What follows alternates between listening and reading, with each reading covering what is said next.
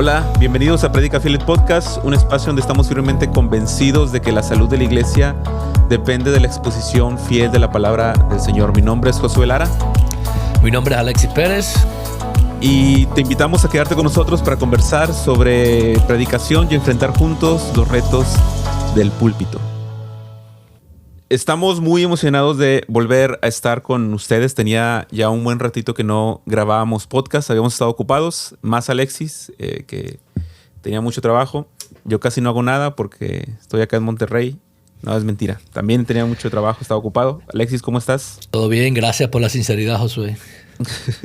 Sí, la realidad es que gracias a Dios hemos estado con mucho trabajo en talleres y pues ahora la mentoría que ha comenzado. Si no sabes del plan de mentoría, te invitamos a conocer un poquito más. Mándanos un correo o ahí en la página de internet. Pero bueno, mucho trabajo. ¿Cómo te ha ido en este tiempo de trabajo en el ministerio, Alexis? Bien. Ha sido un tiempo bueno, un tiempo ocupado, muy ocupado. Han sido, pero, o sea, contento. Hemos tenido algunos viajes y demás y entrenamientos y animado de ver aún en medio de todo lo que ocurre en este mundo y lo que está ocurriendo, que todavía hay muchas personas aspirando al ministerio, con ganas de plantar, con ganas de hacer obras. Aquí en Estados Unidos, sobre todo en el mundo hispano, que he estado involucrado últimamente, pues es un reto grande, muy grande plantar una iglesia.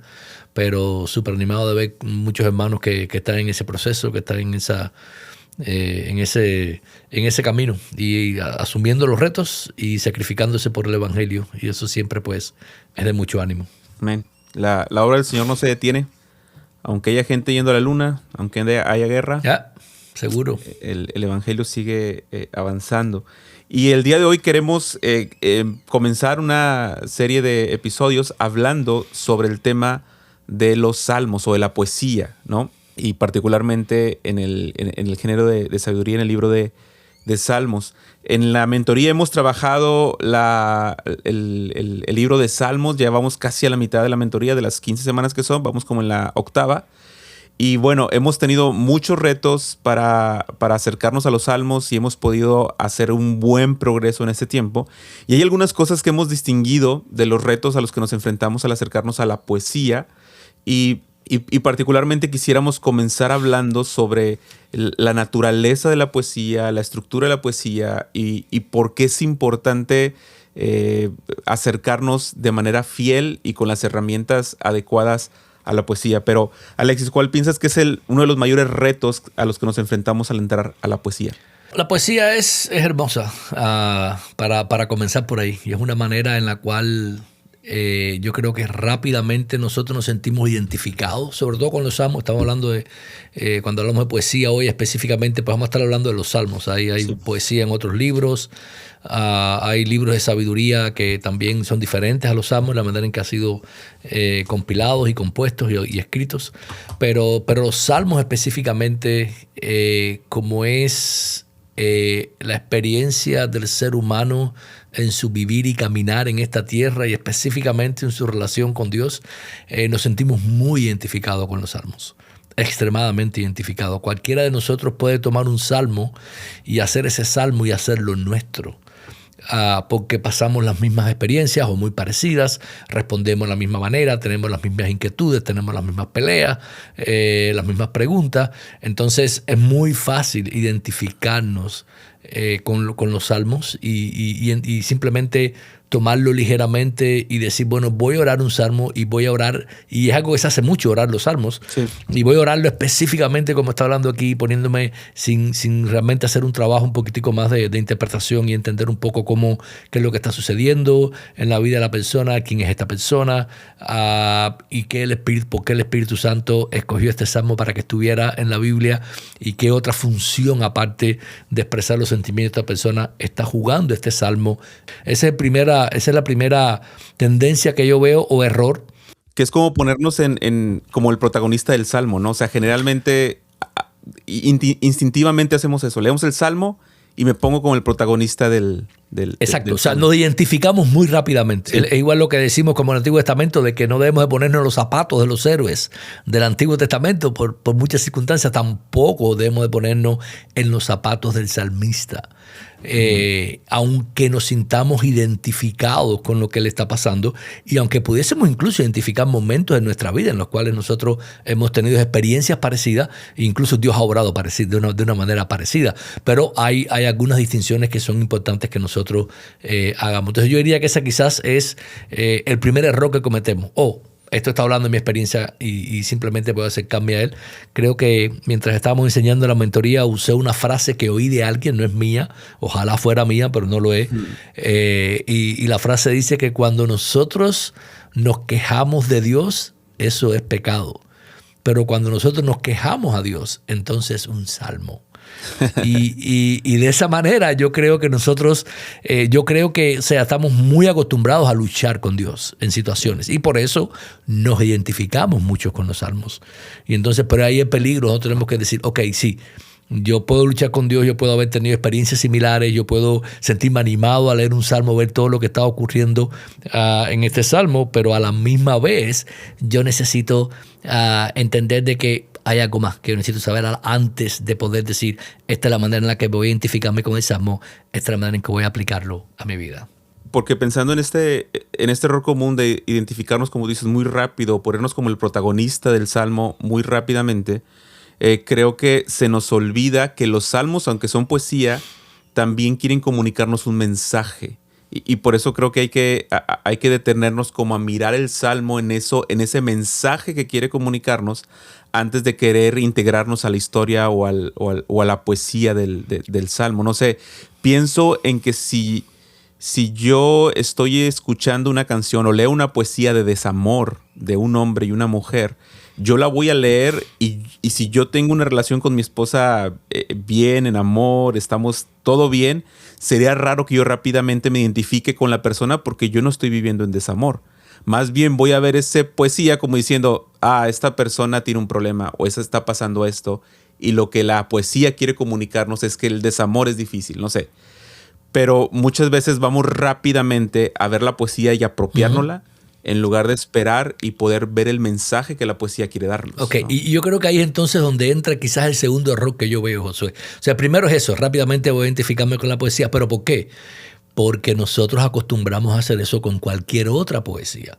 Entonces, y es aquí donde tenemos que entender qué diferencia hay entre un salmo, que es poesía, entre la poesía que es moderna o la poesía, o sea, podemos poner uno secular, en el sentido de que simplemente no es poesía inspirada por Dios y puesta en la Biblia para dejarnos un legado y una enseñanza que va mucho más allá de simplemente las emociones que están pasando en esa poesía.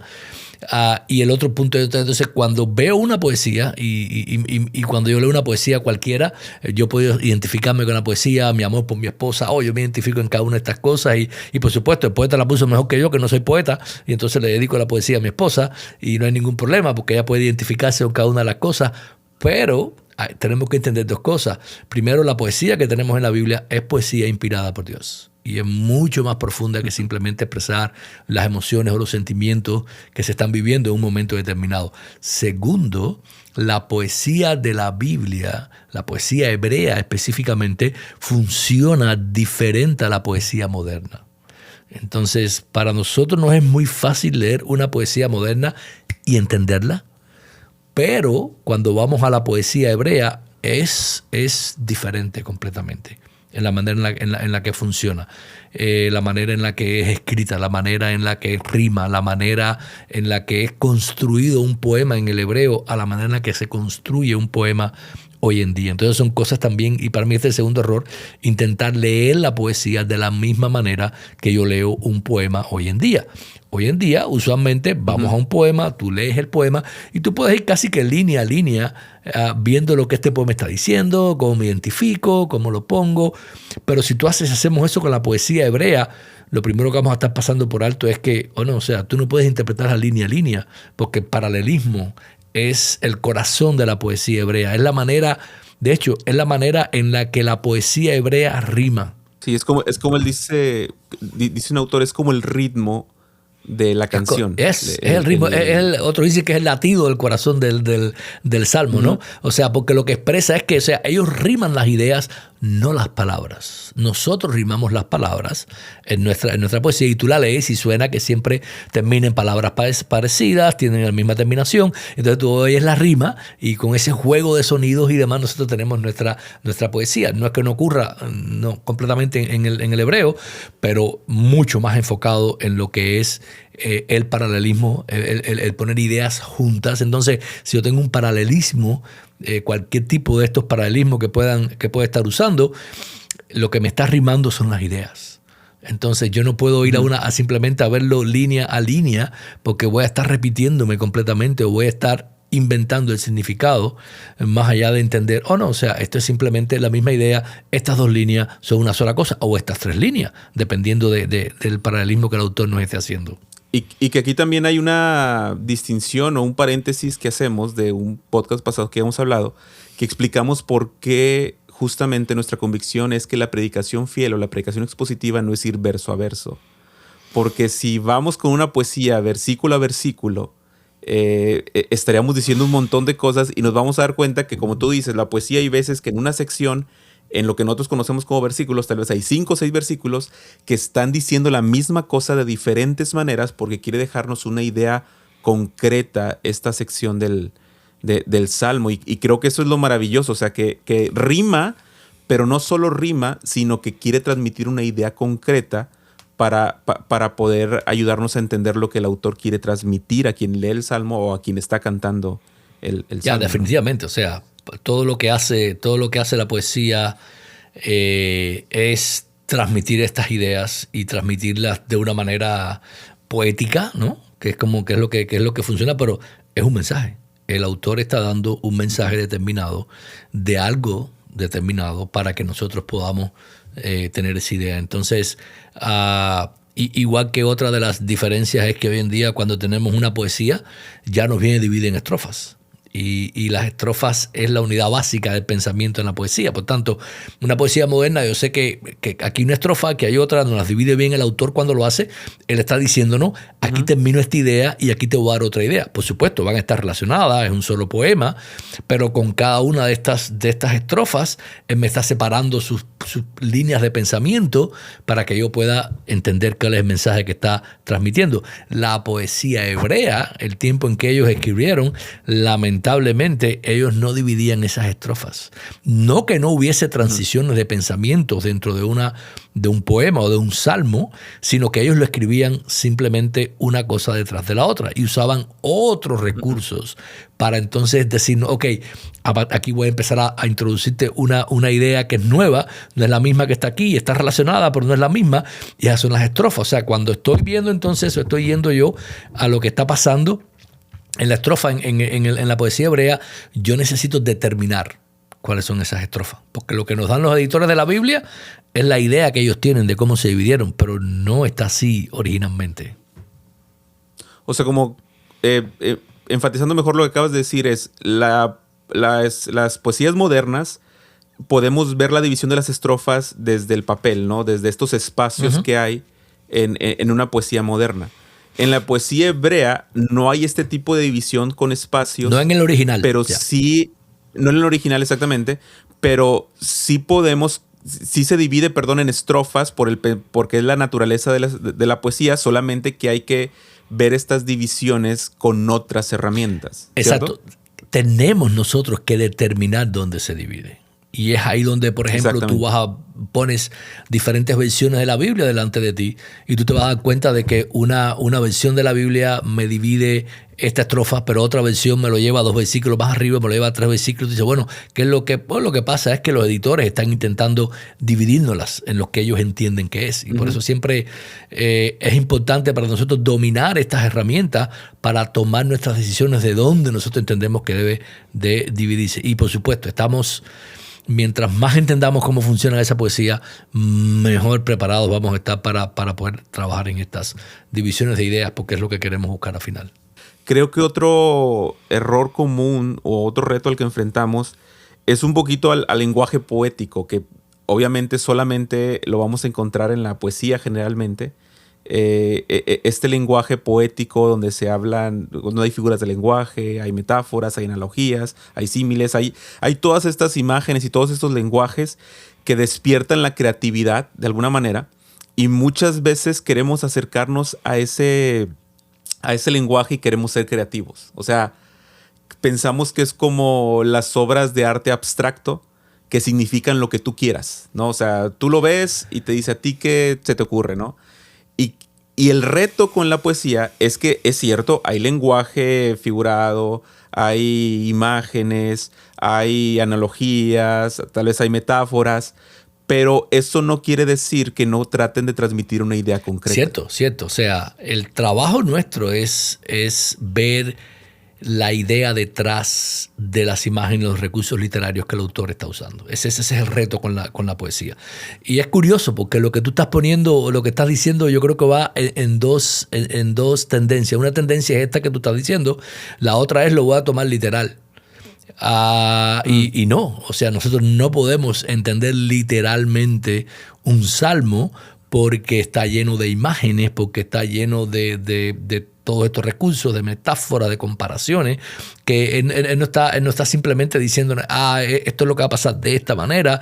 Él nos está recreando, dando una idea para que nosotros la podamos entender. Y usualmente también todo este uso de metáforas y este uso de imágenes puede llevarnos a nosotros incluso, o sea, llegan a un punto donde muchas veces están en superlativos.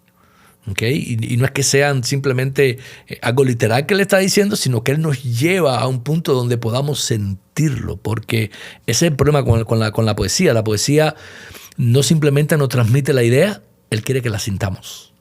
Y entonces es ahí donde él está jugando con nuestras emociones, está jugando con nuestra imaginación. Yo diría que la sintamos y que también afecte nuestra voluntad. O sea, como que la poesía está hecha para esto, para que sintamos la verdad, pero también para producir algo en nosotros. Seguro. O sea, el primer paso nos hace sentirlo para después entonces mover nuestra voluntad hacia que nosotros debamos o admirar a Dios por lo grande que es, o agradecer a Dios por lo grande que es, o arrepentirnos de algo, o amén. Todo lo que puedo hacer. Piensa en el Salmo 51, piensa en David mientras estaba poniendo esta oración de confesión delante de Dios y nos lleva a nosotros a admirar a Dios, a admirar todas estas cosas, y a la vez nos lleva a nosotros a decir, Señor, perdóname, perdóname porque ya yo soy un pecador igual y yo le... O sea, entonces, sí, nos mueve a nosotros. Ese es el objetivo que tiene la poesía, por eso se escribe de esta manera.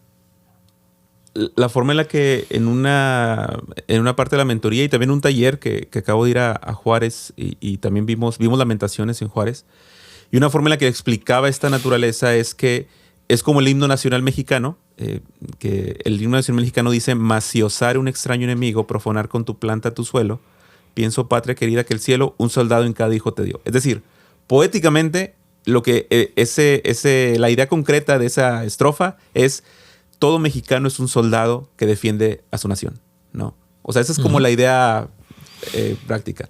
Pero, ¿qué quiere producir esa estrofa en quien la canta? Y lo que quiere producir es patriotismo, es orgullo por tu nación. Y creo que pasa esto con los salmos, ¿no? Es decir, vamos a los salmos, vamos a ver la idea concreta del salmo, pero después yo reflexiono quién está hablando, a quién le están hablando. ¿Es el rey ante Dios, o es el pueblo ante el rey, o es el pueblo ante Dios? Y yo voy observando esto y finalmente tengo que preguntarme qué es lo que este salmo quiere producir en mi vida. A través de todo este lenguaje, a través de todas estas estrofas, a través de todas estas ideas, de cómo están jugando entre ellas para darnos un mensaje, y después qué es lo que quiere producir en mí, ¿no? Sí, y ¿qué quiere producir en ti? Y yo creo que también eso está al final del trabajo, cuando llegamos a todas estas aplicaciones de cómo yo puedo hacerlo, porque yo necesito primero entender, cuál es qué es la enseñanza teológica de este salmo.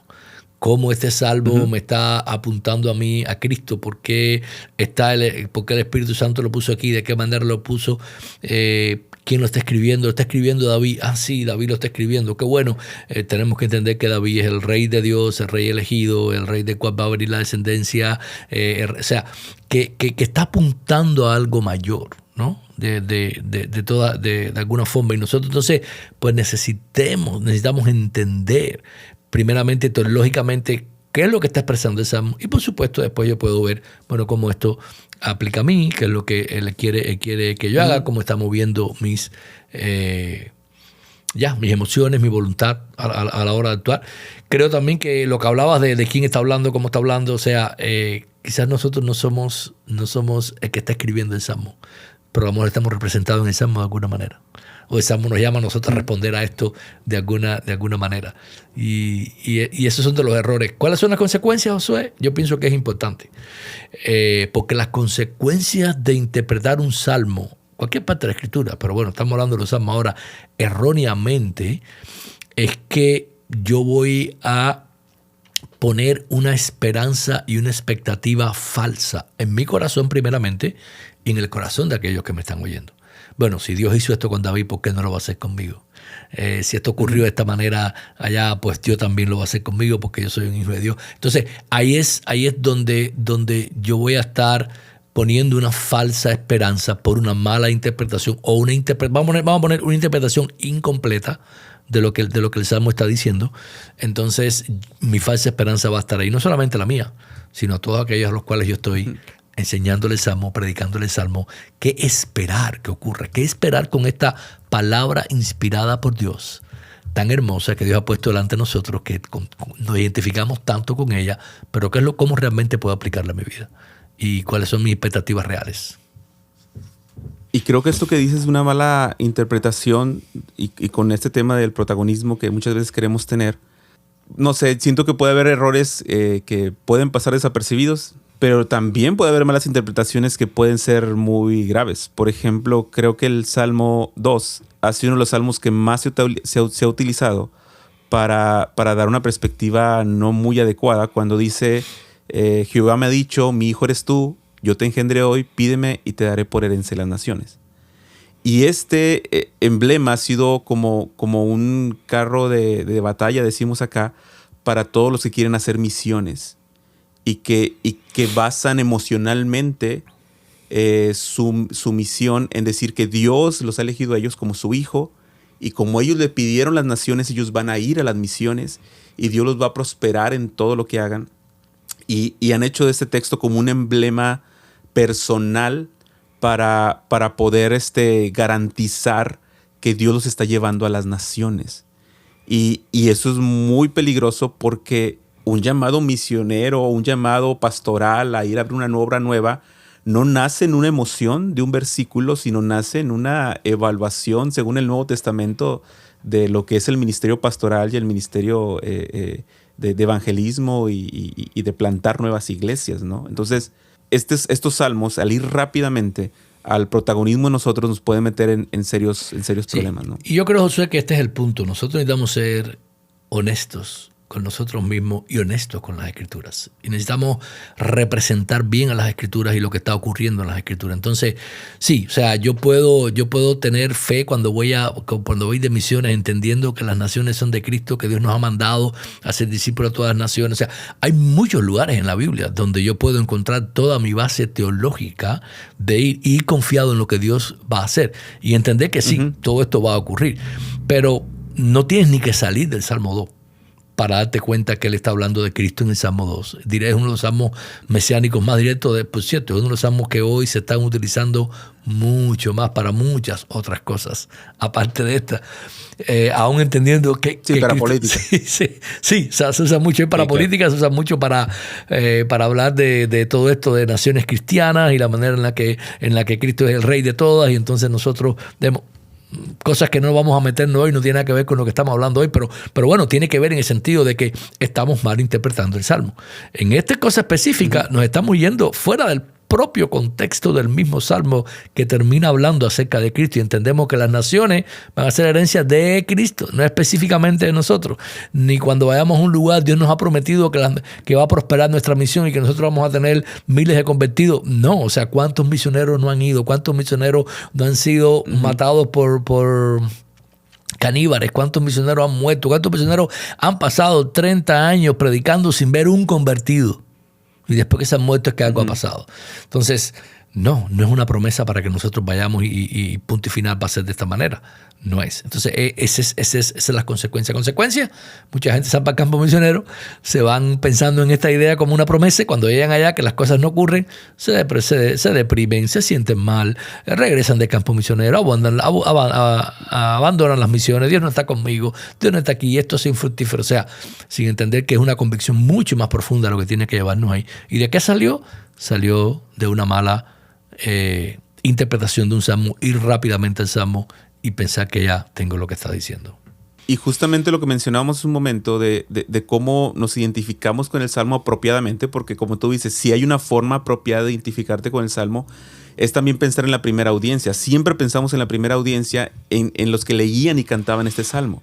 Y el Salmo 2 justamente dice, bienaventurados son todos los que en él en él confían o en él se refugian.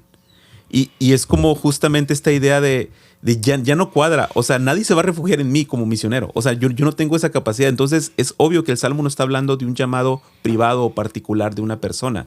Y creo que este llamado de bienaventurados los que en él confían es justamente donde entramos nosotros a identificarnos con el Salmo. No como el Hijo de Dios, sino como los que podemos ser bienaventurados si descansamos y nos refugiamos en el Rey de Dios, ¿no? Y creo que podemos ir así con muchos temas. Otro tema yo creo que es el tema de los enemigos, cuando vemos que el Salmo garantiza que Dios va a aplastar a los enemigos del rey y todo esto, y decimos, sí, Dios va, todos los que se levanten contra mí, Dios los va a aplastar. Y o sea... No, pero sí fueron aplastados, Josué, sí. Cristo lo hizo en la cruz, aplastó a todos los enemigos en nuestra contra y los derrotó a todos ahí, o sea... Pero muchas veces la gente piensa que el vecino que le caigo mal, Dios lo va a aplastar porque es mi enemigo, y el Salmo dice que Dios va a aplastar a mis enemigos. Exacto. No, o sea, es un viaje más largo, es una admiración más honesta, como tú decías, del Salmo, para entender lo que el Salmo quiere transmitirnos, porque incluso el Evangelio dice que hay que bendecir a los que nos persiguen y a los que nos maldicen. Entonces, creo que tenemos que hacer un viaje más largo para entender el Salmo, para entender la audiencia primera, para la luz del Evangelio y para ver cómo obviamente aplica para nosotros el día de hoy. Pero, en fin, como les decíamos, es un reto los Salmos. Si ustedes tienen alguna pregunta o algún reto en el que se hayan encontrado con los Salmos, nos ayuda mucho que nos pongan en los comentarios algo que les podamos ayudar. Y si hay alguna buena pregunta por ahí, podríamos trabajarla aquí con ustedes. Pero en resumen de este tema, diremos que entonces los salmos son poesía, es una poesía distinta a la poesía a la que estamos acostumbrados nosotros, y queremos tratar de evitar estos errores que mencionamos. Número 1, no identificarnos rápidamente con el salmo, o no ser los protagonistas del salmo, o como si nosotros estuviéramos escribiendo el salmo, ¿no? Primero tenemos que pensar quién está escribiendo, qué está escribiendo, ver cómo las rimas a través de los paralelismos están funcionando, las ideas, encontrar estrofas, ver el lenguaje, las ideas concretas, y ver la idea concreta del Salmo, y también pensar en lo que quería producir a su primera audiencia. Entonces, como se darán cuenta, los Salmos son un gran reto, ¿no? Son un gran reto, y entender también que no funcionan como nuestra profecía, como nuestra poesía hoy en día, y lo que tú decías ahorita, o sea, necesitamos tomar el camino largo, interpretarlo adecuadamente y entonces poder aplicarlo a nosotros. Pues qué bueno que se quedaron hasta el final de este capítulo. Esperamos que haya sido de ayuda para ustedes, y este es el primer episodio de un par más que vamos a estar hablando sobre elementos más particulares y consejos que te ayudarán a acercarte a los salmos con fidelidad. Así que nos vemos en la próxima. Suscríbete en nuestros canales. Estamos en YouTube, en Spotify, en Apple Podcasts y en Amazon Podcasts. Así que nos vemos pronto y que el Señor te bendiga. Comparte este episodio con alguien más. Hasta luego. Gracias, Alexis. Josué. Gracias.